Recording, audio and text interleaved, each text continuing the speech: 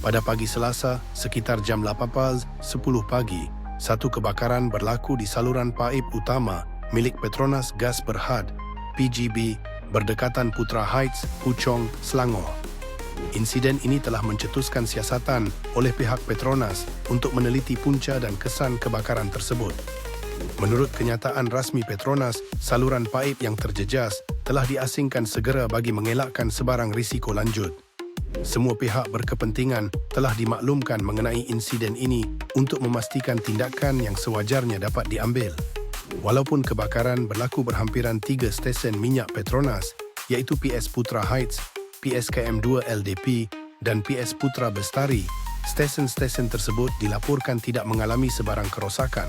Namun sebagai langkah berjaga-jaga, stesen-stesen ini telah ditutup sementara. Bagi pelanggan yang memerlukan pengisian bahan api, mereka dinasihatkan untuk menggunakan stesen alternatif seperti PS USJ 20, PS USJ 6 dan PS USJ 9. Petronas menegaskan bahawa keselamatan komuniti setempat, alam sekitar serta kelangsungan bekalan gas negara adalah keutamaan utama. Mereka komited untuk bekerjasama dengan semua pihak berkaitan dalam memastikan keselamatan dan akan mengemas kini maklumat dari semasa ke semasa.